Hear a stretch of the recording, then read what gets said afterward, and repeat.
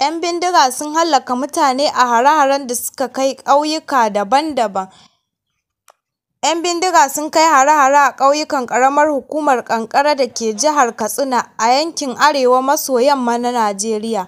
A yayin hare-haren da 'yan bindiga suka kai, sun hallaka aƙalla mutum 9 tare da yin garkuwa da wasu mutane masu yawa.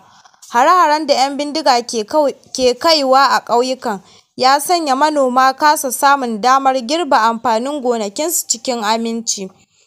Jihar Katsina, wasu 'yan bindiga sun kashe aƙalla mutane 9 tare da raunata wasu da dama a jihar Katsina.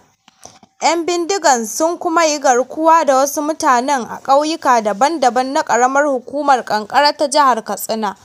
Jaridar Daily Trust ta ce hare-haren sun kawo cikas ga ayyukan noma, lamarin da ya sa mazauna yankin kasa samun damar girbe amfanin gonakinsu. Yadda 'yan bindigan suka kai hare-haren, majiyoyi sun bayyana cewa an kashe mutane 4 tare da jikkata mutum 1 a ƙauyen Amarawa a wani harin da aka kai da sanyin safiyar ranar Laraba.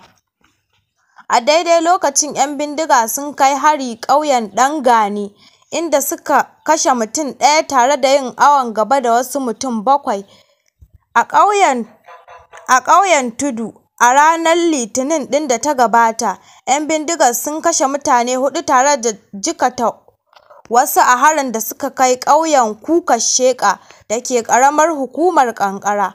Mazauna yankin sun bayyana rashin jin daɗinsu, sun koka da yadda 'yan bindiga suka sa ba su iya girbe amfanin gona cikin aminci ba.